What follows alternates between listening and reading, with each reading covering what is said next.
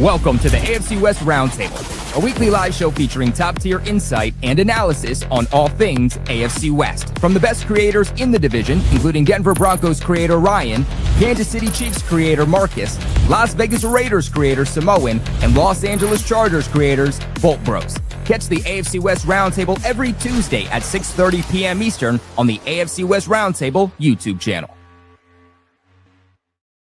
Everybody, welcome back into another episode here at the AFC West Roundtable. As always, today we are going to be breaking down everything that happened inside the division here for Week 8, and then at the end of the show, kind of looking here into Week 9 and what these guys are projecting to happen with their squads as we inch closer and closer and closer to real and meaningful football. September is over, October is about to be over, and this is where we realize who each of these teams in the National Football League really are for the remainder of the season, man. So, look, you guys read the title. The entire division dominates. Hey, even the Raiders, you guys were on a bye week, so you didn't have to worry about a loss, anything like that. The entire division was a winner. I feel like we're not going to be able to say that a whole lot this season. So, guys, let's flex on the opportunity to say that, look, none of you guys lost. At the end of the day, that's all that matters, whether it's on a technicality or not. So let's go around the table and let's see how these guys are feeling now heading into Week 9.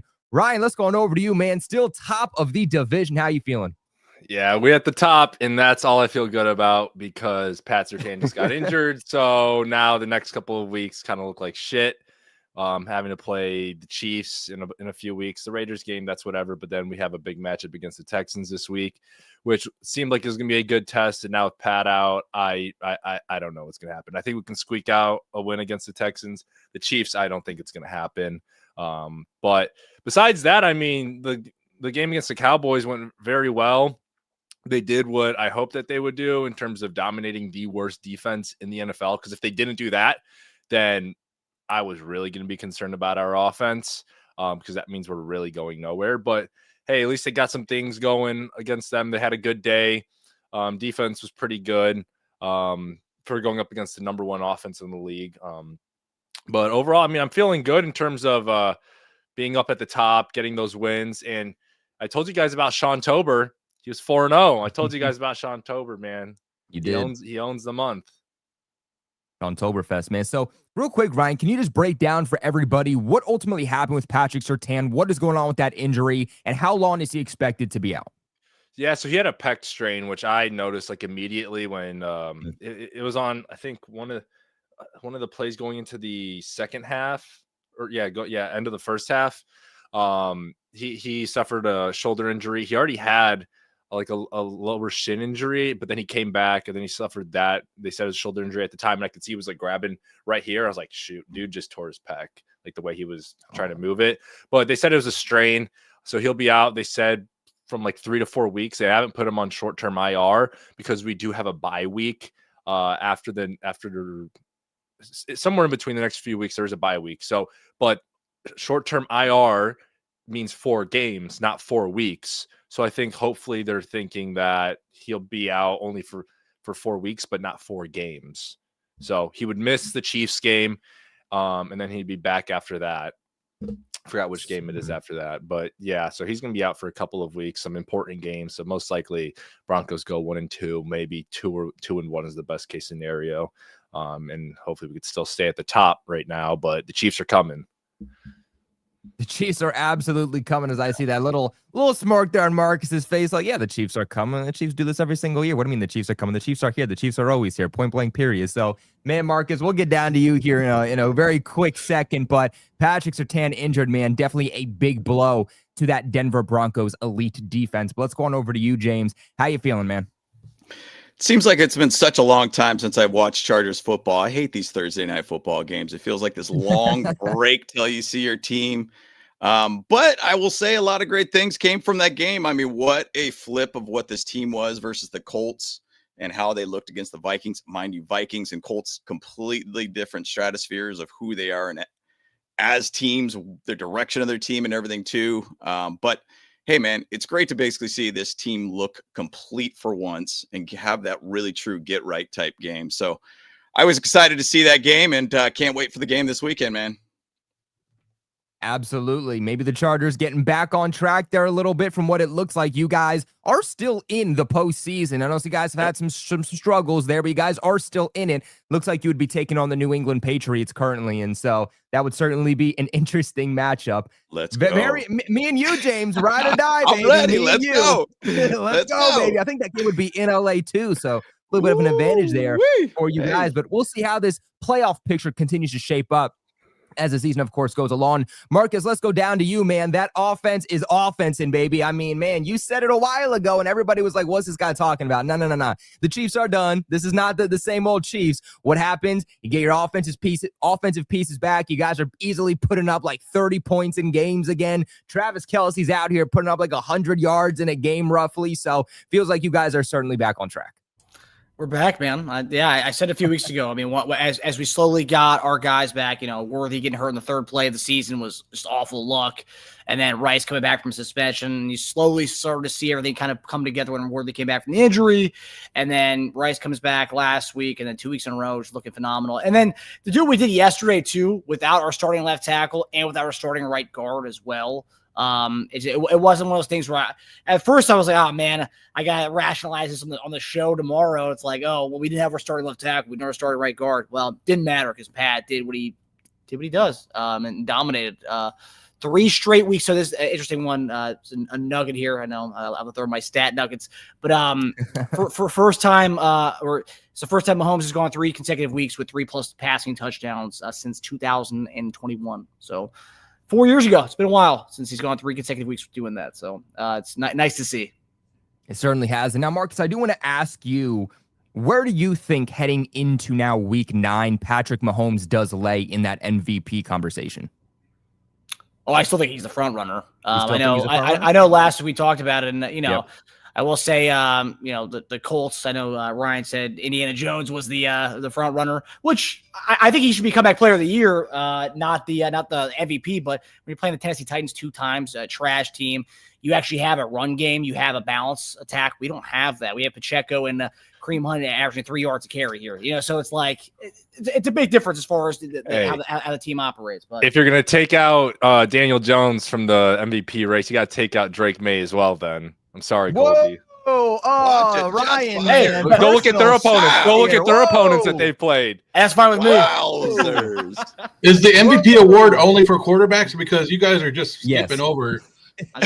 Because you're Jonathan Taylor's pretty good. How do you not give it to Taylor? Like Taylor is dominating games no matter what. He made Danny Dimes looks good. Like I don't care if you want to continue the league and they're biased against the Chiefs, then go ahead and give it to Patrick Mahomes. But it is a discriminatory award. He'll get Offensive Player of the Year. MVP is such a quarterback award. They should just have a new award for quarterbacks at this point. I mean, look at Saquon Barkley was so close to beating the all-time rushing record last year, and he didn't get MVP. And so, yeah, at that point, you can ball out at any other offensive position. You're probably going to get Offensive Player of the Year. I just had to say it. I saw an NFL graphic with 4 players, and Drake May was one of them. I'm like, guys, come on, let's look at the. Well, Drake May, let's be honest, he's playing good, but let's look at Drake May also doesn't have a good supporting cast either. At least Daniel Jones has a good supporting cast. What's Drake May working with? The 31-year-old wide receiver coming off a torn ACL. This is wide receiver 1. Yeah.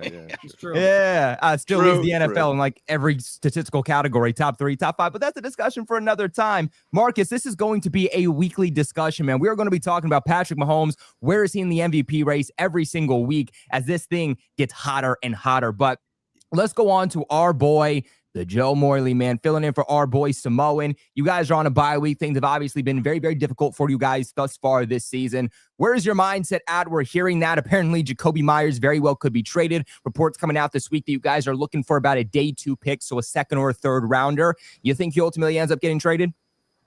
I don't think so. I think they would have traded him by now if they were going to. I think the time to trade him would have been last week, going into the bye week, then have the team adjust to it. I think the Raiders have the league exactly where they want. Going into the bye week, they got everybody sleeping on them, right? It's 2-5. Going in there, just picked up the missing piece, and Tyler Lockett going, okay, that's what we needed. We needed another wide receiver, not a blocking. We didn't need a lineman. We didn't need a guy who can tackle. We needed another wide receiver that was going to help our quarterback, Geno Smith, find the actual jerseys that he's supposed to find. So going into the bye week, and then we got 2 games quick right off the bye. We got a Monday, we got a Sunday, then we turn around and play on Thursday. and we're going to be 2-0 right off the bat and start off the second half. Because it's not about how you start, right? It's not about only being undefeated in October, right? It's not about Sean Tober or whatever. It's about how you finish these seasons, and that's where Pete Carroll was brought into, to bring us to the end of the season. Bring you to the end of the season, man. Absolutely. Hey, look, one thing to remember, too, is that it's year one of a new regime. You're still trying to filter out those players on who exactly fits your system, who exactly doesn't. And so things look rough, but let's see what things look like in 2026 before Raiders fans, start to panic there a little bit. But let's go ahead and let's get into these games, guys. Real quick before we do, though, I want to give a massive shout out to the sponsor of the video over at Sleeper. Use the promo code you see on the screen, RTS, and you'll get up to a $100 match on your first deposit. Terms and conditions apply. See Sleeper's terms of use for details. Currently operational in over 25 states. Check out Sleeper today. Link in the description box below. And let's go ahead and let's build up a quick parlay with what Sleeper has for us to work with so far into this week. And Ryan, of course, you are top of the division. They do have a couple of lines here for the Denver Broncos and the Houston Texans. So I do want to get your thoughts on this. The only one they have right now for the Denver Broncos is Will Lutz, 7.5 kicking points. Are you taking him over or under that? Kicking points, I'll take him over. I'll take him over. On that? Yeah, I don't know how close to the red zone we'll get and those scoring opportunities, because the Texans have a very good defense. So I think this is going to be a game where we're going to take points when we can get them.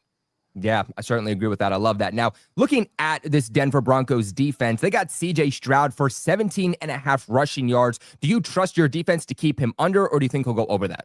I think he'll go over. Typically, we let quarterbacks run around a little bit. Sometimes Dak was running quite a bit. I think he definitely had over that amount. So I'll take C.J. Stroud over on that. If it depends. Well, the other thing is Dallas has a solid offensive line. So if the Texans, if they can create the pocket in the opening, then he'll be able to get it. But if it just collapses and our pass rush gets there, then he'll be under. So, but I think I'll take the over. And then let's do this last one here. Obviously, Patrick Surtain not going to be playing in this game. And Nico Collins, they have him for over or under 58.5 receiving yards.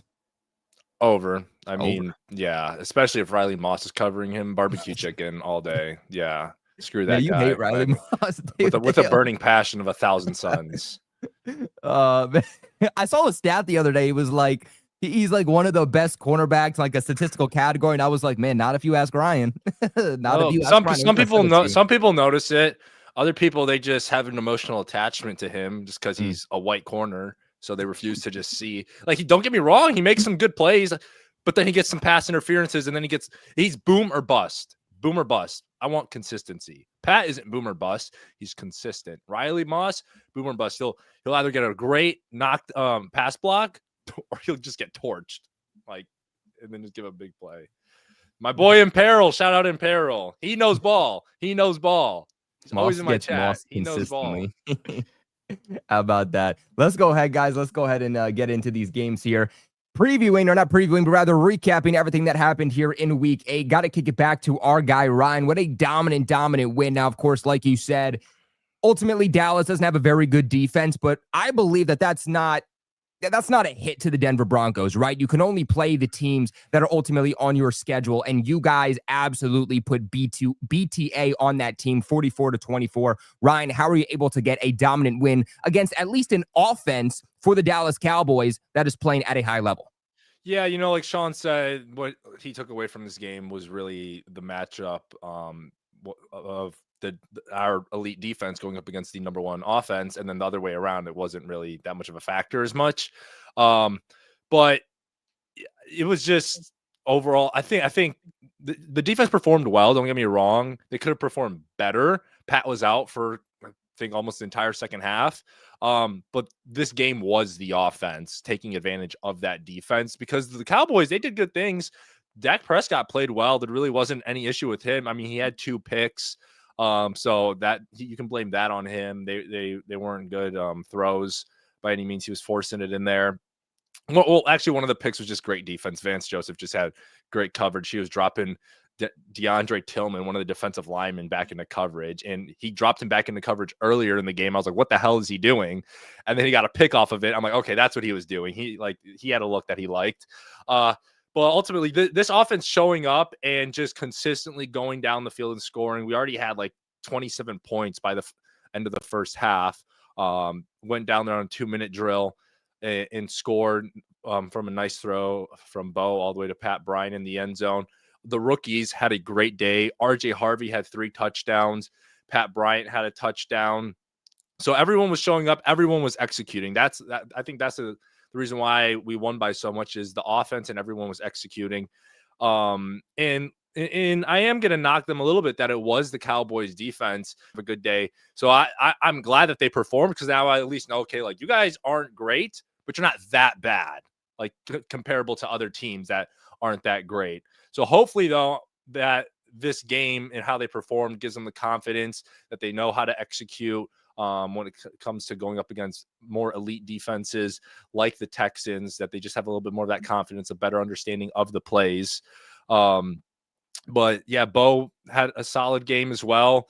4 touchdowns. He had 1 interception on the first drive. He was trying to do some he's trying to be a little flashy on a play and do like a no looker or whatever. But 247 yards. He had a great day. They ran Bo quite a lot. You could tell that the play calling was completely different. From my eyes, my guy in peril, he said it wasn't as different. Maybe it's just execution. Maybe it's just the defense.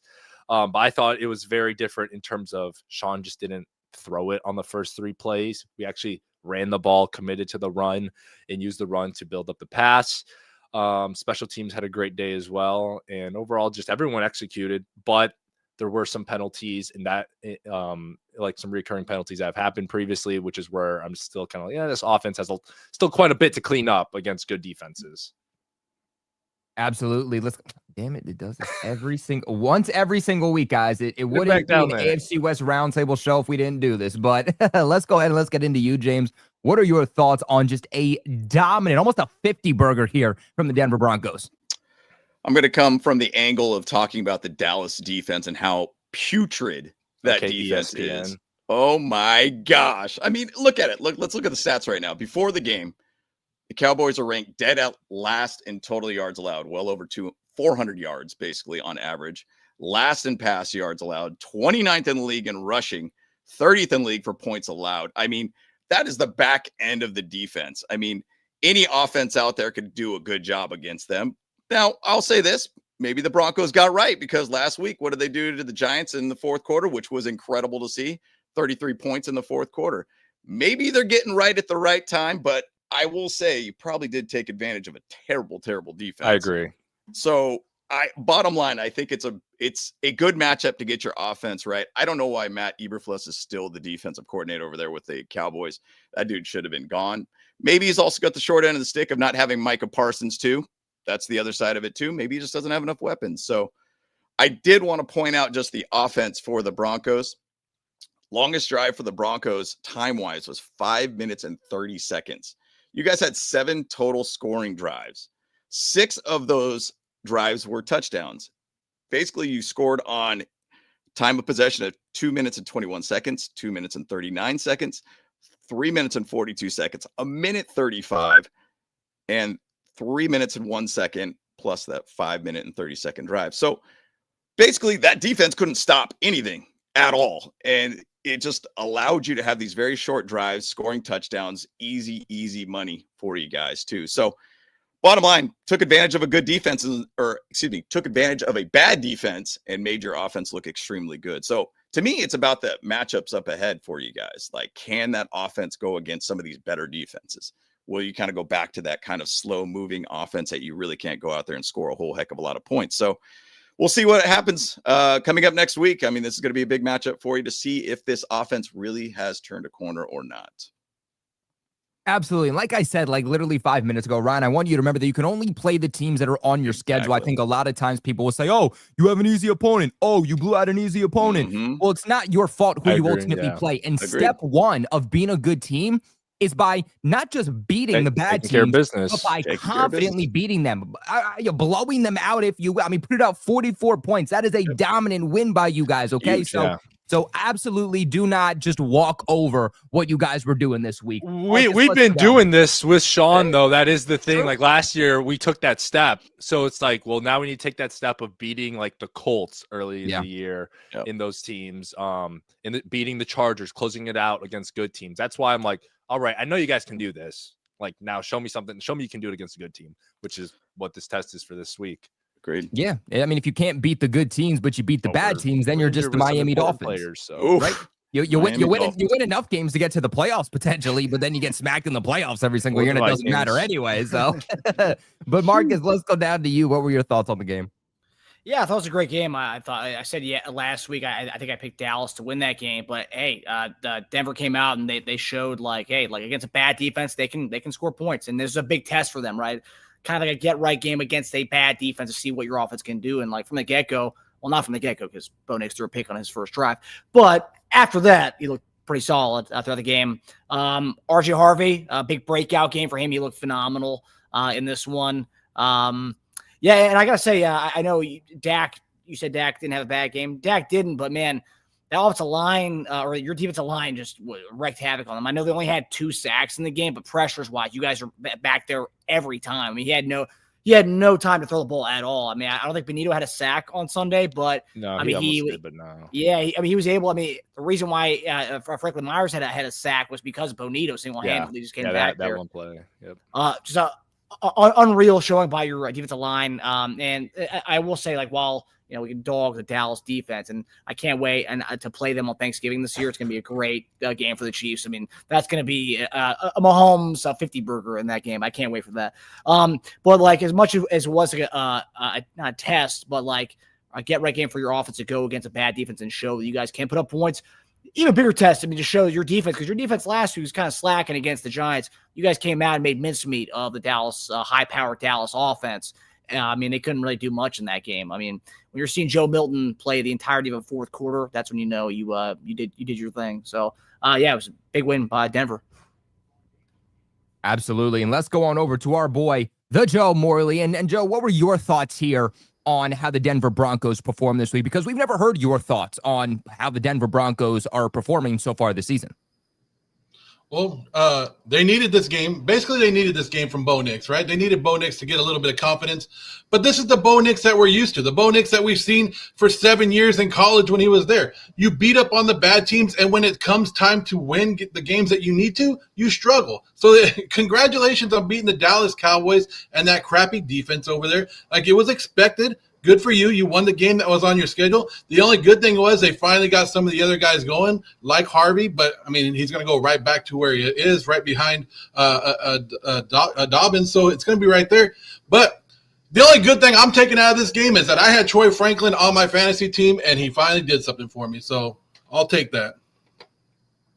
Whoa. Okay, we got some breaking news here right now. Has nothing to do with the AFC West, but some NFL breaking news for those who are curious.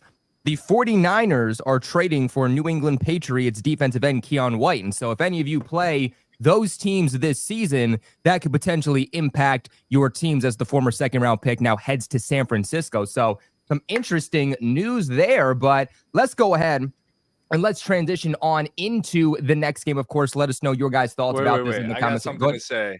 Go ahead, Ryan. People love to move the goalposts on Bo Nix. So now it's, the past 7 years he's done this. What happened to he was shit at Auburn? And then what happened to, it was just the system at Oregon. People love moving the goalposts for him. Now it's the past 7 years he's been good, right? But no, it was he was dog shit at Auburn. Everyone loves moving the goalposts on him. So, I mean, it's whatever, man. It's whatever. But I will say one thing, Yeah, too. I'm an Oregon Ducks fan.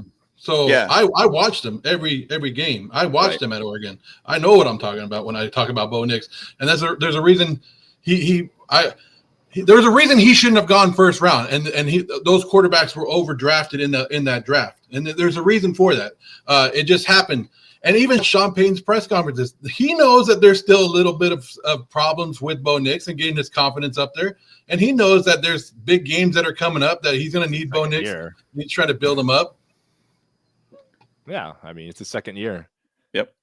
And I will even say, so you're moving the goalpost for a second year. You just I'm not moving the goalpost. What? How did I move the goalpost? I didn't say anything. Because you just made an excuse for him saying it's his second year. We've seen better quarterbacks than that come in and do their second year. I was saying that you were moving the goalpost because the narrative for everyone has been that he wasn't good at Auburn throughout college, and then now you were saying he's just been doing this. He's always done this, and I was like, well, everyone's been saying he was bad, then he was good, then we overdrafted, and then now he's shown he can play good against some of these NFL teams, and now it's just like, oh well, he's always done this. It's like, well, that's not what everyone else was saying. Everyone else was saying that he wasn't going to be shit in the NFL. Hey, Yeah, you know what? I think Bo Nix average. is proven to be better than people projected. You know, I think agree. everybody thought coming out of Oregon he was just going to be the game manager, and I think he's proven that no, he can excel. The offense passed some of its limitations for sure. Listen, and so, man, Well, yeah, you criticize him when he doesn't put up 33 points in a fourth quarter, and Geno Smith doesn't throw like 4 picks in a game. So see, it's easy to go after Geno Smith and throw that out there, but we're talking about Bo Nix. Now you want to change the subject? Go ahead and change the subject. But you're not. Bo Nix himself put up 33 points. Oh, that's cute. That's cute. All right, now we're getting to technicalities. I mean, he's touching the ball every single drive. Right. And I will say, even when Justin Herbert came out of Oregon, they kind of had that knock, thinking that he wasn't like that great of a quarterback by any means. Whatever it is with Oregon, though, they've kind of held back their quarterbacks in a bit. yeah, certainly. Well, guys, let's go ahead and let's transition on into this next game. And James, we're going to give you the floor because your Chargers are back on track here. They blow out the Minnesota Vikings 37-10. Obviously, Minnesota feels like they've taken a step back from what they were last year. And of course, that's mainly because of the quarterback position, but you guys got back on track. And at the end of the day, that's all that matters. And you beat a team that certainly at the very least does still have pieces on that offense and has a very, very good defense with the way that Brian Flores schemes things up any given week and finds really creative ways to design up that pressure. And so how are you guys able to get a dominant win like this?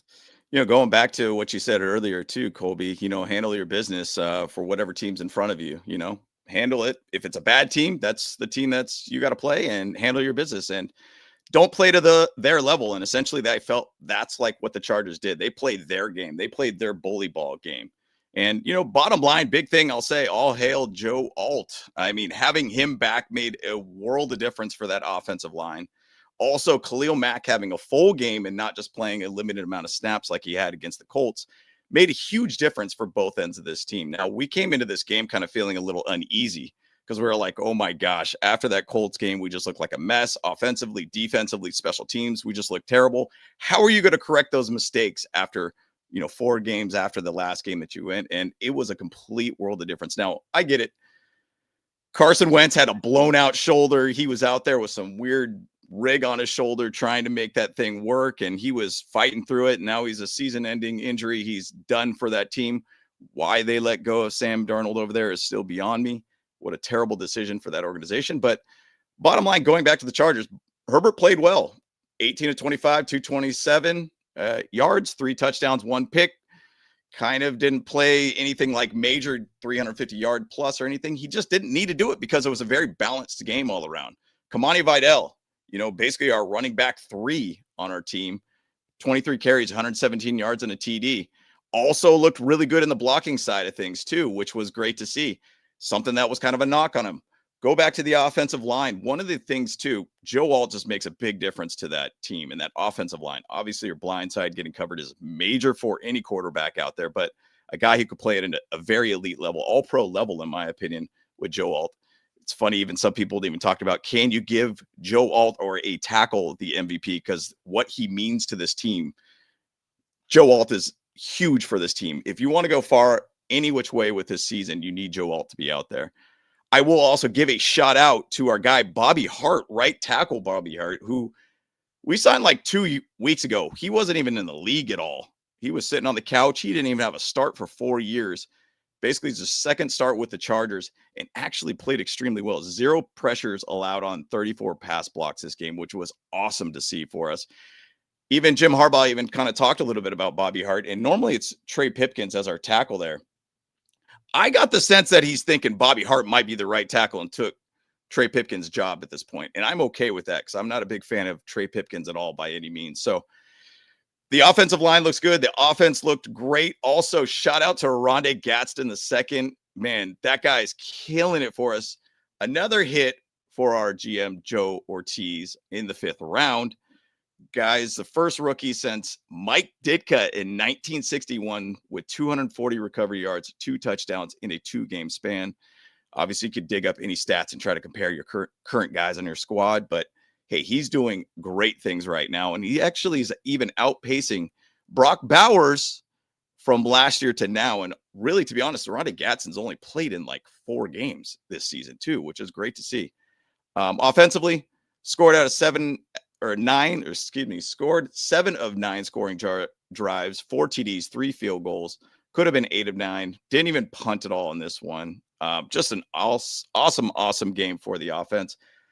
As for the defense, I know you guys played Techno Bowl or anything like that? You know, when you choose the right play and the defense just mauls the offense, I felt like that's kind of what was happening with this game. Now, Carson Wentz was kind of out there just being a pocket passer. He couldn't really move. He terrible shoulder and everything.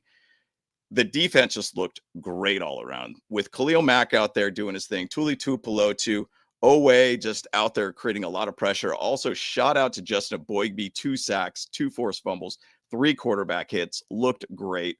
Defensively, 5 sacks, 7 tackles for a loss, 7 pass defense, 8 quarterback hits, and 1 pick. It just looked like the Chargers when we were 3-0. It was great to see all around too. So also other thing too, Derwin James did get banged up a little bit, low ankle sprain. Sounds like he's still going to be practicing this week. Tony Jefferson also got banged up a little bit too. Mekhi Becton, same thing. Right guard got pushed out of this game too.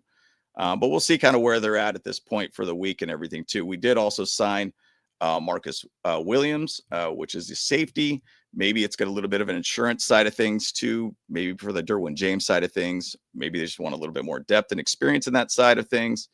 So we'll see kind of where it goes from here. But hey, I loved this game and I love seeing that get right game and that, you know, handle your business before business handles you kind of thing. Go out there and dominate when you could dominate and look good doing it. So love the game. Love seeing what happened there. And bottom line, it's great to see this team play a complete game for once this season. Absolutely. And sometimes too, just kind of getting a win like this can get you back on track. And it's not even necessarily the opponent, but it's just what can this do behind the scenes? What can this do for the locker room? What can this do for the mentality? And so we'll certainly see what can this win do for the Chargers moving forward. Marcus, let's go down to you. What were your thoughts on this Chargers win? Yeah, I mean, the fact that the Vikings, they need to be investigated for multiple things, but I think they have a bust in their hands with J.J. McCarthy. For the fact that they put this guy out there with a torn labrum and I think he also had some kind of shoulder fracture as well. The fact they put him out there during that game when J.J. McCarthy was fine on the sidelines, they could have put him in. And also their other rookie quarterback from Minnesota, they could have put him in as well. I don't know what the Vikings are doing. But as far as the Chargers took care of business, Vidal looks fantastic. Is there an RB controversy over there? When Hampton comes back, who's going to be the guy? Is it going to be Vidal or is it going to be Hampton? Because Vidal looks fantastic. So, yeah, I think actually Harbaugh actually said that he looks like a starting RB in this league, and he has so far. Ronda Gadsden, I was a huge fan of him coming out of Syracuse. And I got to say, this is probably the first legit tight end that Herbert has had during his time in the league. I mean, I was just trying to think back. Gerald Everett, Parham, Hunter Henry probably Henry is the other guy. Yeah, that's about it. I don't even know how many years he even played with Henry. Was it what? I think it was a year. I think it was a year, and then he went to the Patriots. So since then, he really hasn't had anybody. They've had just different guys, Jags, to throw at him. But yeah, Gadsden seems like the real deal, and that was a steal in the 5th round. But yeah, I mean, look at this game. I mean, you guys tore them up. I mean, Minnesota had nothing going in this game. They had elements of getting down there, but man, I mean, Wentz just was a shell of himself. I mean, a shell of what he was anyway. But yeah, I mean, great game by Minnesota or by the Chargers in this game. Herbert didn't really have to do much in this game. Vidal, like I said, Vidal was kind of the MVP of the game for me. I honestly am very surprised that Vidal, in my fantasy league, I bid $50 for Hassan Haskins, and Vidal ended up being the guy. So yeah. Should have reached out. I would have let you know. I should have. Yeah, it's true. But yeah, I like what I saw from you guys, and I'm curious. Do you think there is somewhat of a RB controversy when Hampton is back? Do you think it'll be a 50-50 kind of thing? Yeah, it'll be a 50-50 thing. You got to think Najee Harris being out for the season. Essentially, he was RB2. Maybe I actually think when you were at the game, they actually introduced both of them as RB1 and 2, or excuse me, RB A and B. Gotcha. So I think it could be something very similar to that with Vidal. I think one thing too, thinking about the trade deadline, I mean, everybody keeps talking about the Breece Hall trade. Breece Hall, get him to the Chargers and everything too. I think we got an RB2 out of Vidal. I think he's going to be fine for RB2 once Hampton comes back. Hampton will still be the bell cow for sure. Unless that ankle ain't right. I mean, So far, we'll see next week if he could get off the IR, but I think he'll be fine as RB2 for us. Yeah, I mean, most teams are going by the RB committees now anyway, so exactly. It's good that you have a guy and behind him. But yeah, Yep. I love what I saw from him. Yeah, doing committees are also better for the league at the running back position. A couple of years ago, that position was dying. It was because teams were just using bell cow running back all the time. You only needed one guy on your team. Now using multiple guys, that kind of position's coming a little bit more to life. But let's go on over to you, Joe. What are your thoughts on this Chargers win? Well, are we supposed to be surprised that they won a Thursday night game when we know that historically when a team comes from 2 time zones over to the West Coast on a Thursday night, they're 4-18. Like, am I supposed to be happy that the Chargers smelt blood and they went after a broken quarterback? Did you not feel sorry for Carson Wentz in this game, just standing there with one arm and just taking that beating? Good for the Chargers to get it correct, but we need to see him do it more often. Joe Alt's back out there, so that helps them. They're undefeated with him out there with the healthy, but can he stay healthy the rest of the season? And can the rest of the team? And like you were talking about with Vidal, it's crazy to see how good he's doing considering the Chargers were about to throw him in the dumpster, right? When they were like, nah, you're the 4th best running back on this team. We don't even need you right now. Yep. And luckily he has come back to fight his way in and not quit on himself and be able to prove it. So, I mean, the Chargers, good to go out there, but I think there's more question marks about the Minnesota Vikings after that game than anything about the Chargers.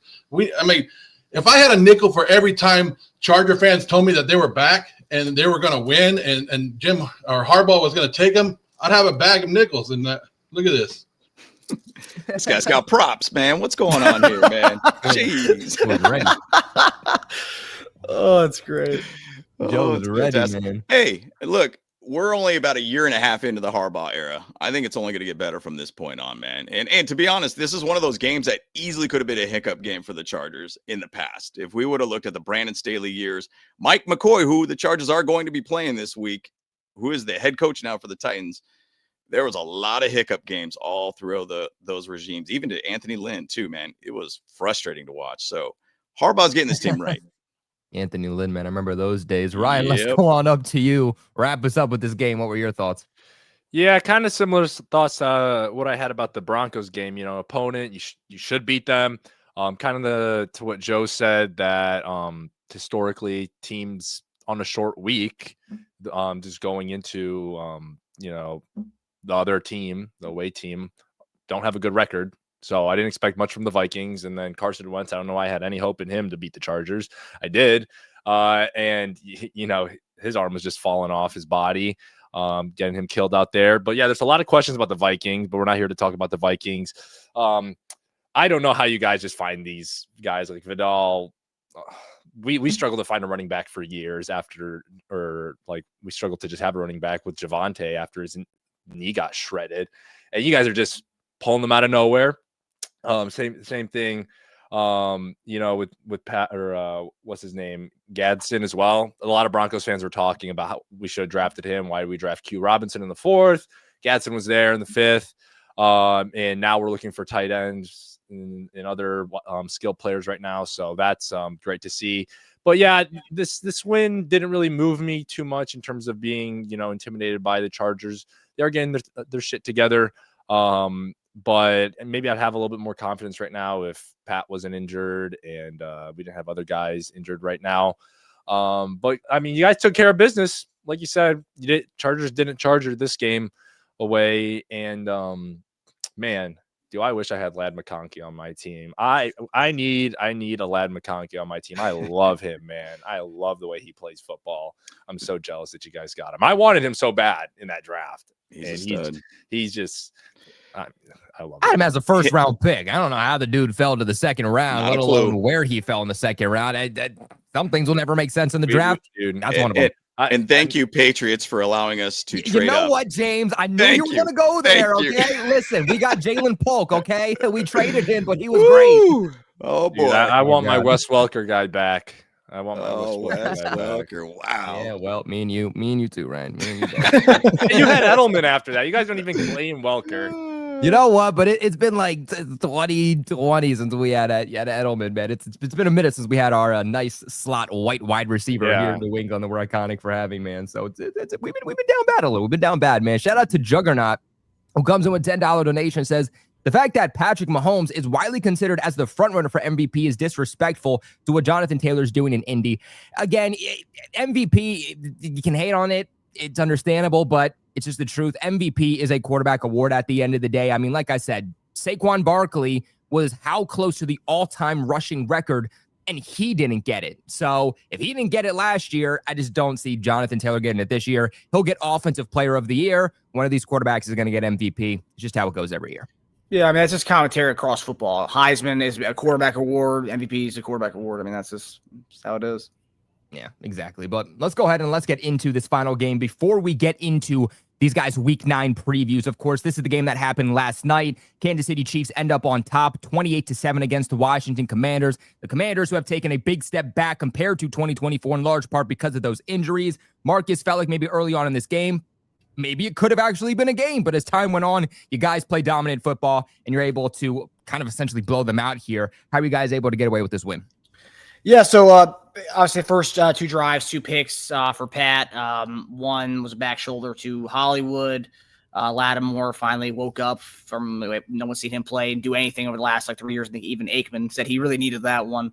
And then the other one that bounced off Kelsey's hands, picked, I think Bobby Wagner. But I mean, yeah, after that, I mean, that kind of, you look at Andy Reid's, his first 10 plays, his game script, very pass heavy. And like I've been saying on this show and my other shows, you got to have a balance. And what happened on the first 2 drives, 15 plays in those first 2 drives, 12 pass, 3 run, no balance whatsoever. After that, you start our first scoring drive. I think it was 9 plays. 5 of those plays were runs. So, I mean, you start to see a balance in there. Pacheco and Kareem Hunt both average about 4.5 yards per carry, which I think was a season high for both of them to average in a game.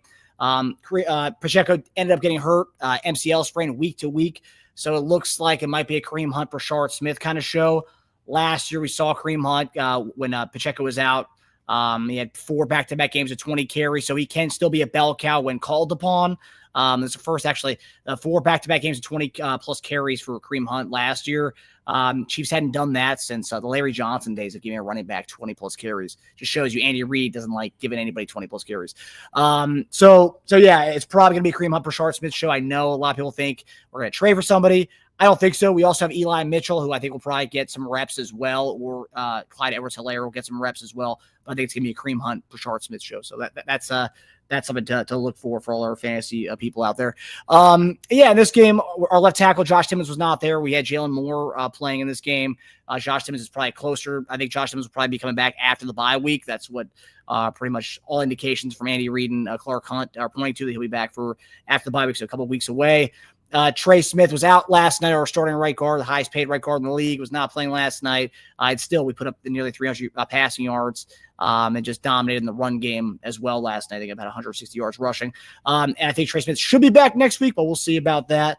But in this game, I mean, defensively, you look at what we did. Washington coming into this game was averaging about 150 yards rushing, about 5 yards per carry going into this contest. And we stymied that. They had 60 yards total in the game, about 3 yards per carry in this one. And this is the big thing, right? For the last 2 years, everyone says, oh, yeah, the Chiefs win close games. Well, the Chiefs have a better point differential at 5-3 this year than we did all last year, 15-2, which just tells you the offense is just clicking on a different level than we had in years. So it just tells you a lot about that. And again, for all those people who talk about the penalties. So last night, we believe we had 9 penalties to Washington's 3. Oh, were the refs rigging it for the Commanders last night? Oh, we still won by 21 points. So yeah, I love it. Collectively, I love what I saw from everything. Travis Kelce, everyone's calling him washed. Well, you know what? He might have not been washed all along. Maybe it was just we had no other guys around him. And finally, when you have dudes around him, he can't be keyed in on by being doubled or triple teamed out there. He's able to do his thing. Looked awesome last night. Rashee Rice looked phenomenal 2 weeks in. I mean, you could say Rashee Rice really opening up the offense here, just having another dude out there. But yeah, collectively, offensively, defensively, last 2 games, 7 points. I know it's the Raiders and the Commanders, but 7 points the last 2 games. It's tough to stop, especially when you gave the Commanders 3 possessions on our side of the 40, 2 interceptions, and they also drove down there on our side of the 40 and ended up going for a 4th and 6. Didn't get it, but they had 3 possessions on our side of the 40 and did not score more than 7 points all game. So it just tells you so much about how great this team is doing on offensively and defensively. Everything's kind of clicking right now. So yeah, lots of love. Again, it's like the Chargers win against a bad team, and as well as the Broncos against the Cowboys. I mean, the NFC teams. I mean, the AFC West dominated the NFC. Man, that's all it is. But yeah, you can just pull, parses from it, and you can see that the Chiefs' offense is back again. Another week of proof for that. So. Lots to love. You guys heard it here first from Marcus. The Kansas City Chiefs are back, end quote, man. Joe, let's go on over to you. What are your thoughts about this Kansas City Chiefs win? And do you also agree that they are, in fact, back? I mean, are we supposed to say the Kansas City Chiefs are back because they beat up on an old defense? My only question in this game is what took so long? Why was it so close in the first half? And why didn't you just come out there quick? Is it because Gardner Minshew took too many reps in the fourth quarter against the Raiders? Like, what was going on there? And when is this running game ever going to get going? Because if Kansas City wants to win, and you've seen it in the past where they start off like this, they have to get that running game going in November, in December, and into the playoffs. So I'm waiting for the Kansas City Chiefs run game to get going, and then we can really see if they're really back or not. But right now they're just beating up on teams with backup quarterbacks and shitty defenses. Well, I mean, the Lions were everyone's favorite out of the NFC. So, I mean, are you going to say they're a bad team that we beat up on? No, that's they're one of the like NFC you said, favorites. It's NFC. We're talking about the NFC. Like the AFC is so much dominant. You said we're beating up on bad teams. The Lions aren't a bad But team. how beat up were the Lions? The Lions defense was so beat up in that game. They weren't even the same Lions team that you were playing. It's injuries, man, across the board. I just said we never left tackle and a right guard last night. We still won 28-7. So well, that's what I'm saying. Yeah, you different teams are different things, but when you're an alliance team that relies mostly on making the big plays from your defense and giving it back to Jared Goff, then it's a different time. But I mean, and the Chiefs fans are always quick to throw out. We had 9 penalties. It's not about how many penalties you have, because a holding penalty in the first quarter is different than a defensive pass interference that cost the game in the fourth quarter. You can have 9 penalties. It's just when the penalties are called. And even AI was on your side yesterday. Even AI was on your side. Yeah. Oh, man, that was an interesting call. Ryan, let's go on up to you, man. What were your thoughts on this Kansas City Chiefs win? My thoughts were, why couldn't Rashee Rice get permanently suspended? Because their offense looked so much better with him. Yeah, I had not good feelings watching this game. I was hoping it could stay close. Marcus Mariota seemed like he was able to do something. Pat was throwing some picks, but then they started pulling away. I'm like, shit. And then we got the news about Pat Surtain, and now I'm like, shit. The Chiefs are coming for that top spot. I'm enjoying it while I can right now. They're rolling. Travis Kelce was getting wide open. Was it partially that Commanders defense? Yeah, busted coverages, but that happens. You can't knock him for it. That's football. That just happens. And that's also what good teams do, like the Chiefs. They take advantage of that stuff.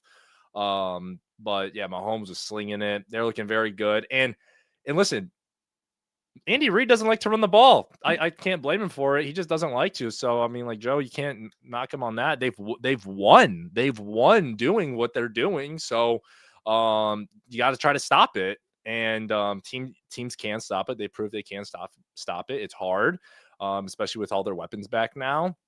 So, Chiefs are rolling, man. And Chargers, we got to step it up right here. We got to help each other out.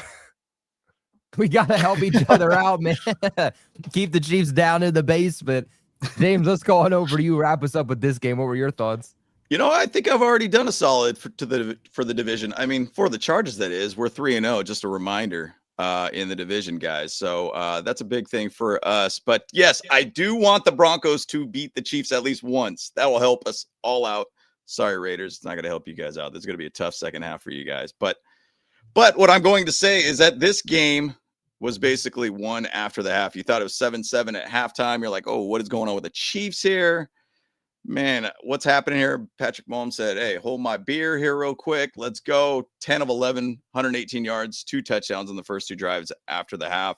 Just ended the game at that point. I mean, it was just a beatdown. The Chiefs looked like the Chiefs and everything too. But hey, man, don't count out the Chargers here, guys. I feel like everybody's kind of sleeping, but keep sleeping, guys. Keep sleeping on us.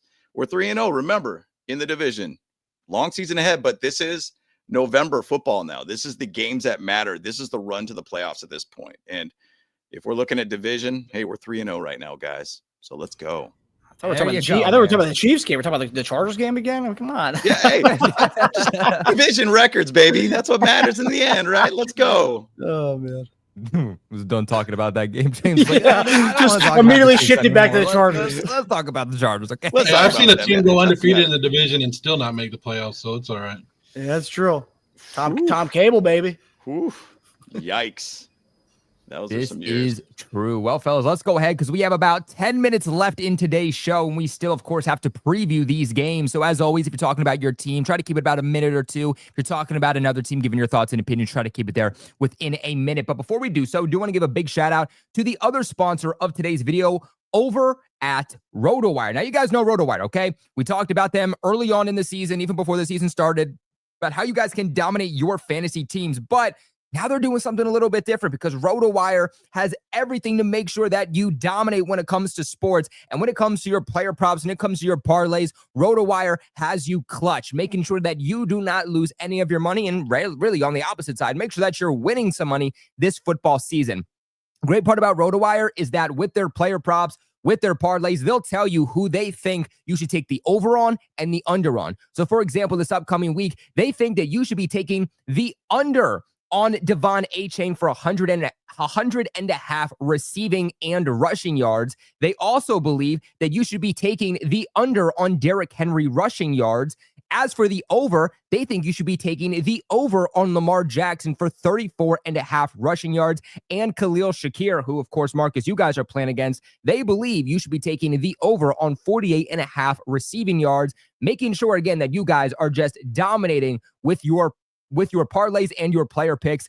Of course, use that promo code you see on the screen, RTS, and you will be getting a limited time exclusive offer of 15% off. Link in the description box below. But guys, let's go ahead and let's transition on into week 9. And of course, we got to start with the team on top of the AFC West, and that is the Denver Broncos playing against the Houston Texans. Of course, we know the Houston Texans, CJ Stroud, that offense struggling, but that defense, that pass rush, easily still one of the best in the National Football League. Ryan, what are your thoughts about this one? First of all, I just want to say, Jose, you're right. I'm probably going to pick the Chiefs when the Broncos play them in a few weeks. So anyways, depending on the injuries. But yeah, this is going to be a big test. I actually just came across this graphic right now. The Texans defense, man, they've held teams to between 5 to 15 points under each team's scoring average. So this is going to be a low-scoring game, most likely, especially with our offense. I know they put up 40-something points. They've had a very good last 5 quarters. Big deal. It's just been 5 quarters, not 5 games. So I think, we're getting Dre Greenlaw back, most likely, because he was suspended for a game. So maybe that actually helped because, prevents him from getting injuries. But Riley Moss, or not Riley Moss, Pat Surtain's going to be out. Riley Moss and Chris Abrams-Drain are going to have to step up. Jahdae Barron's going to have to step up as well, the nickel corner position, but he's been doing solid. He had his first pick last week. I have faith in Chris Abrams-Drain. I really like him. I honestly thought he should be cornerback 2 over Riley Moss. I don't make the decisions, though, but so whatever. And I have zero faith, actually negative faith in Riley Moss. He's going to get torched, especially if he's covering Nico Collins. That is the exact archetype. I'm going to say this every week.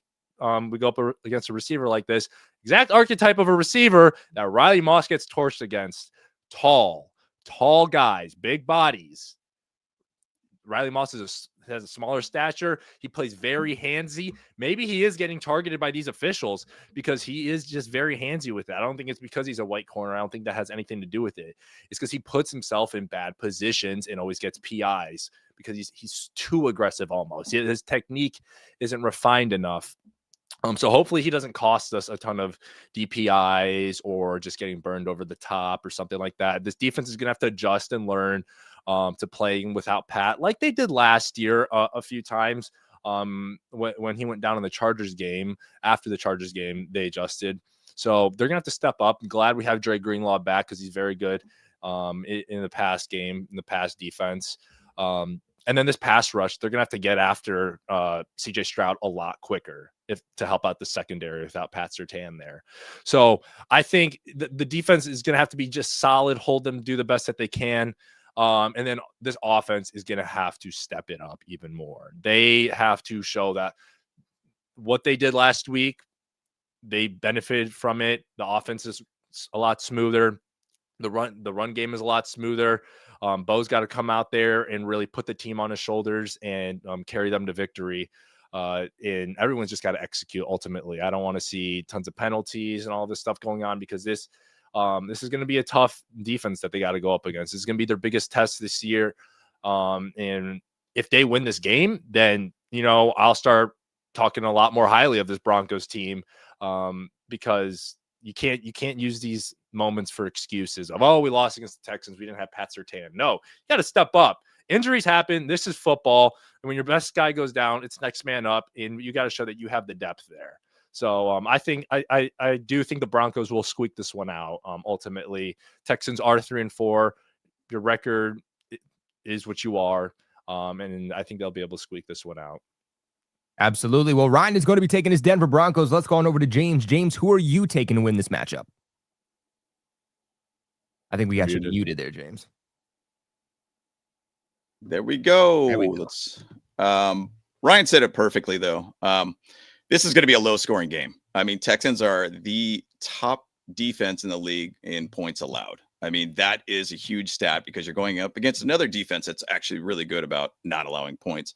Now, the offense for both of these teams aren't good at this point. It's kind of a little bit off as the offense. Now, I don't think this is going to be one of those get-right games where the offense looks like they could score 33, 40-plus points. This is going to be a very low-scoring game.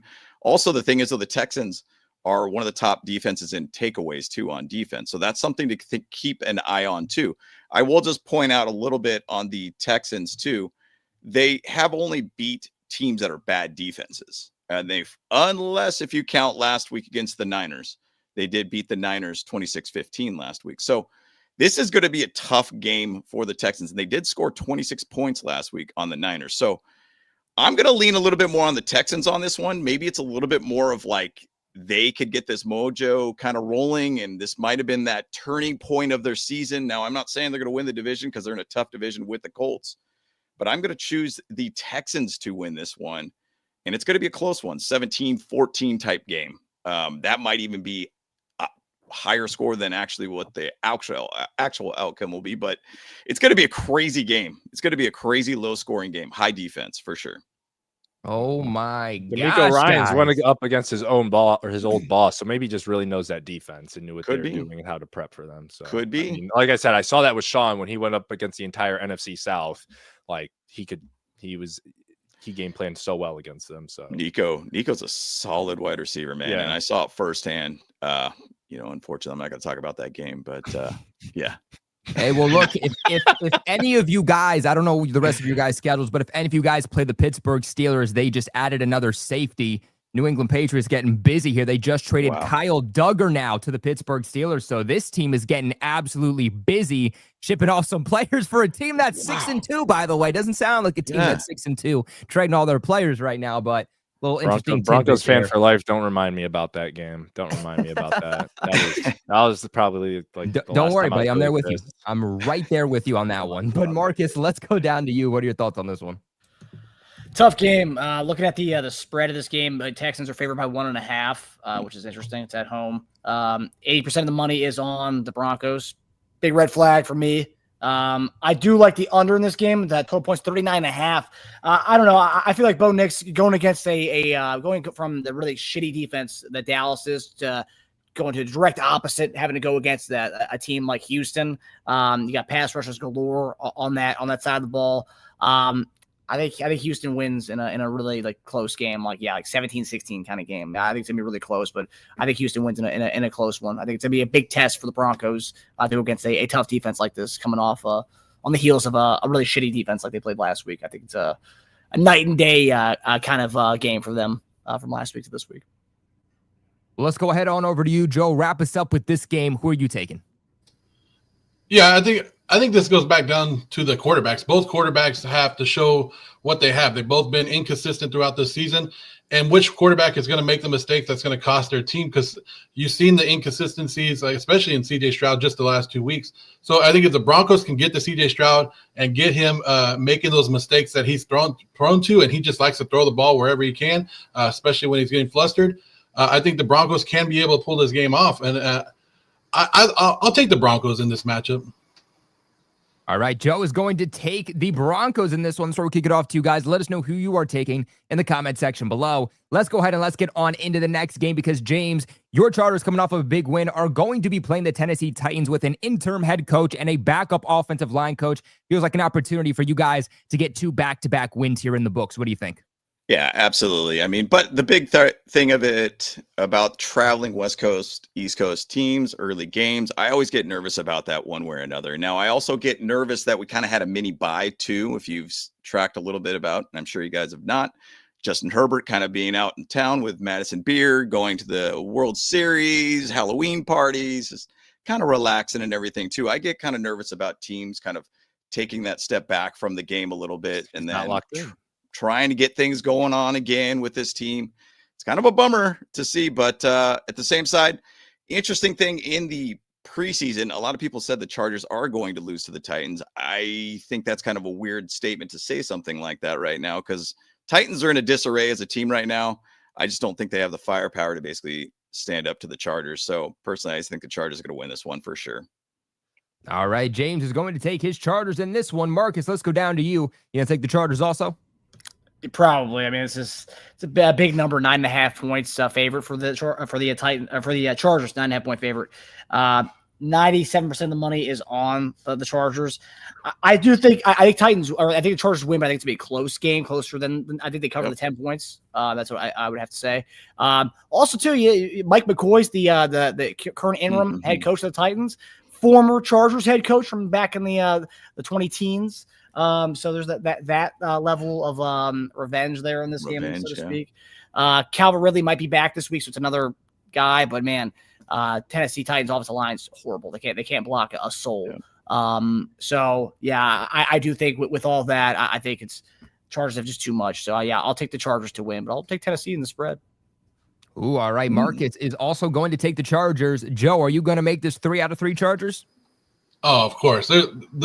I've seen the Tennessee Titans, and they're horrible. Like, come on, the Raiders beat the Tennessee Titans, and it wasn't even pretty. When Cam Ward is throwing the ball backwards each and every play, like he can't even hold on the ball. When somebody's blitzing him and Khalil Mack's going to be in his face, the ball's going backwards. He's going to fumble the ball, and they're going to put the Chargers in good situations. This is going to be a cake game for him. And that 9.5, I think they're being fair. They're being nice to the Tennessee Titans this week, giving them 9.5. I mean, it should be 15, maybe 20, because it's going to get ugly in Tennessee. Absolutely. Ryan, let's go on up to you. Wrap us up with this game. Who are you taking? Chargers. I mean, well, not the high end then. What else is there to say? I mean, yeah, Titans are not good at all. Nothing against Cam Ward. I think he's going to be a solid quarterback. He's just in a bad situation and bad organization. I mean, they fired Vrabel when they should not have fired Vrabel. So who knows what they're doing? But yeah, Chargers are going to win this one. I think everyone is going to get their lick against the Titans easily. And yeah, have fun with another win. Have fun with another win. Take it. Getting closer to us. 6-3, baby. Let's get there. Let's go ahead and let's transition to what is expected to be the game of the week and what very well could be another AFC championship game. Hopefully not, but it probably is going to be. We got the Kansas City Chiefs and the Buffalo Bills. Marcus, we know how this story goes. It feels like it's always the Bills in the regular season, the Chiefs in the postseason. Do you think it's time that you guys flip the scripts and get a win in the regular season? Yeah, I think this is a different type of Bills team, man. I mean, usually they have a vaunted defense that everyone's scared of in the regular season, and it just hasn't been that way for them at all. And that's a myriad of reasons. You have injuries. Ed Oliver out for the season now with a biceps injury. Taylor Rapp's out for the season. And yeah, I mean, we saw a couple weeks ago, Bijan Robinson looked like Walter Payton against them on Monday night.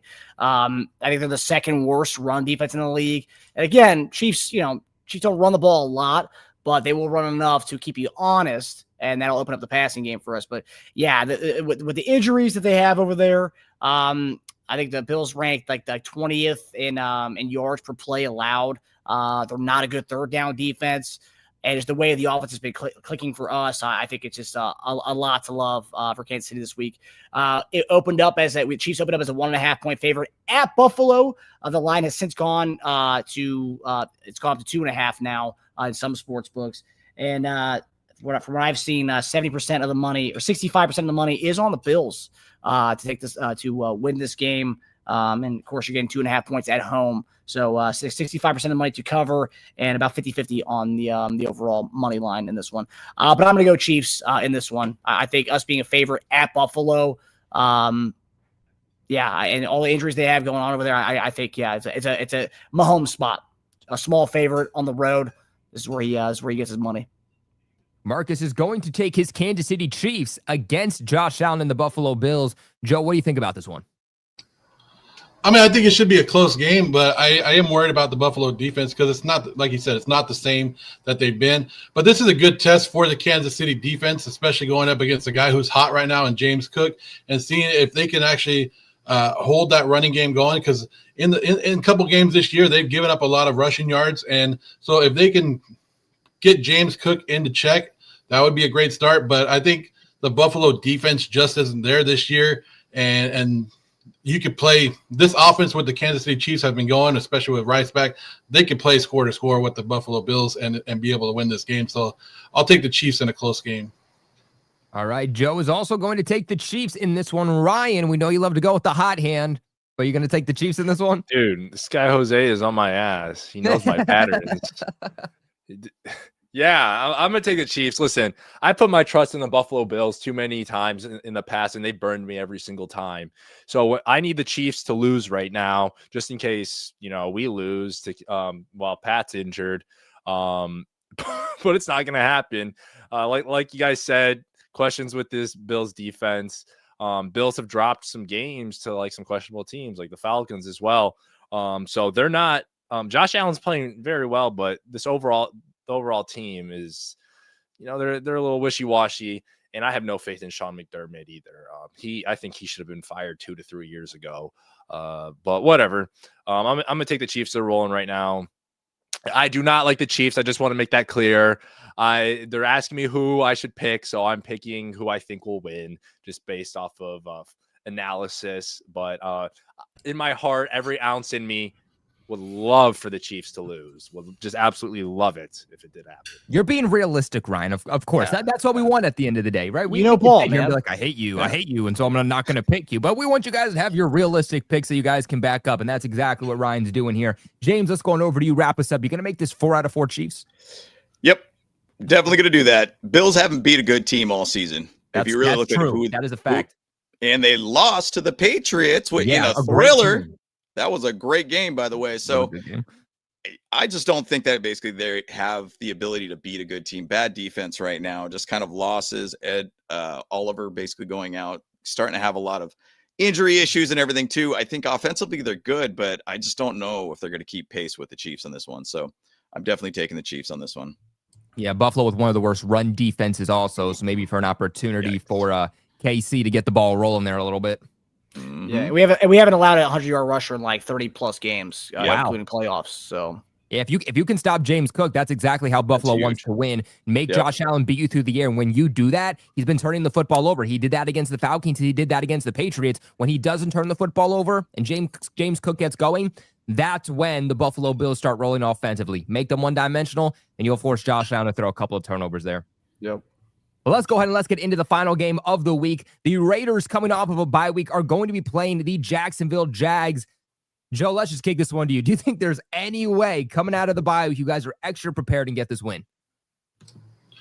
I mean, there's always a way. Any given Sunday, anything can happen. If the Raiders can control the clock and get Ashton Jeanty going, you can't have the same game plan that you had when you went against the Kansas City Chiefs and only try to give your star running back 6 carries, right? You got to give him the ball 20-something times a game. You got to get him involved, and you got to be able to get to Trevor Lawrence because let's admit, Trevor Lawrence is one of the most overrated quarterbacks in the NFL. So if you can get to him, you can be able to do it. But the Raiders won't be able to do anything if they're not able to get that running game going. So, of course, I'm going to take the Raiders to win this game. There's no doubt about me not taking them. But I think it might be a little bit close. But the Raiders defense should make a big play on this. Max Crosby should be able to seal the deal in the fourth quarter in this game. Wow. All right. Well, let's go up and let's go to Ryan. Ryan, what do you think about this one? I'm gonna take the Jaguars. I do agree that Trevor Lawrence is like very overrated. But I think he's a solid quarterback. I mean, I'm sure the Raiders would love to have him over Geno Smith. But for a guy that was supposed to be, I remember these exact words, like the most secure pick, like almost ever in the draft. I forgot who said that, like generational talent, blah, blah, blah. Funny how that all turned out. But I mean, they beat the Chiefs. They have been playing some decent ball compared to the Raiders, who have not been playing good ball at all. I mean, that's just the reality of the Raiders. Like, I'm not trying to hate. That's just the reality. Like, you guys just haven't been playing well.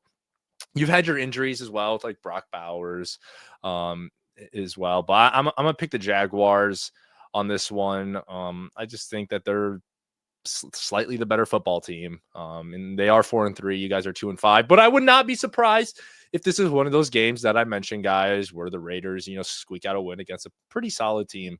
But Jacksonville is like more middle of the pack. So, but yeah, I'm gonna pick the Jaguars. All right, Ryan's going to pick the Jags. James, let's go on over to you. Who are you going to pick?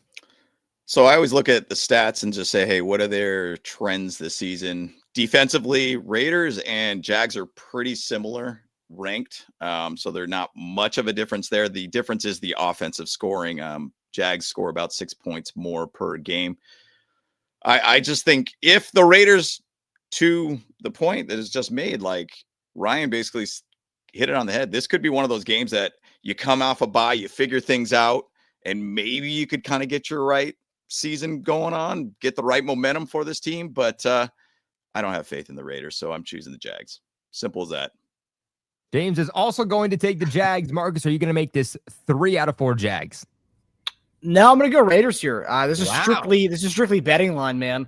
The fact that the Raiders are only a 3-point dog at home against Jacksonville, who Jacksonville has at times looked good this year, and they beat us on Monday Night Football. I mean, man, like 90% of the money is on the Jags. 90% of the spread money is also on the Jags in this one. It's only 3 points. It doesn't make any sense to me at all. And the fact that doesn't make any sense to me at all, I got to go with the Raiders here. And also, too, Pete Carroll's a vet coach, a winning coach, coming off a bye. He's getting things together after that horrible. I mean, the last time we saw them, they got goose egged against the Chiefs. So I mean, like this is a big bounce back game for them to have any kind of like spine in that locker room after getting dominated by the Chiefs. I think this is a big game for them. I think Tyler Lockett brings some vet presence back in that offense. You see the Raiders win this game. I think it's one of my favorite games of the week based on the line here. But yeah, I'll go Raiders. Wow. All right. Marcus is going to take the Raiders in this one. I certainly didn't see that one coming, but this is where we kick it off to you guys. What are your thoughts about these games? Who are you taking in week 9? Let us know in the comment section below. On your way out, make sure you guys leave a big like on this video here at the AFC West Roundtable. It supports us significantly. Make sure you guys do support our sponsors linked in the description box below. Supporting the sponsors does support the channel. Make sure you subscribe here to the AFC West Roundtable so that you get notified every single time we post a video and every single time we go live so that you guys can get in on the discussion. As always, make sure you guys subscribe to these guys' individual channels linked in the description box below. But until next time, my name is Colby Cochran, host here of the AFC West Roundtable, a show brought to you by Roundtable Sports. We will see you next Tuesday, same time, same place. Thanks for watching. Roundtable Sports Network is your one-stop shop for all things NFL, with daily live shows covering all 8 divisions in the league, hosted by the best content creators on the web, all on one network. Catch the AFC East live every Monday at 7 p.m. and on Wednesdays at 6 p.m. The AFC West Roundtable live Tuesdays at 6:30 p.m. The AFC North Roundtable live every Wednesday at 6 p.m. The AFC South Roundtable live Tuesdays at 7 p.m. The NFC East Roundtable live every Tuesday at 6 p.m. The NFC West Roundtable live at 9 p.m. on Tuesday nights. The NFC North Roundtable is at 6 p.m. on Wednesdays, and the NFC South Roundtable is live Tuesdays at 8 p.m. EST. And of course, Fourth and Forever, the flagship show of Roundtable Sports Network, covering all things NFL at 1 p.m. Eastern Standard Time on the Roundtable Sports YouTube channel. Real coverage, real fans.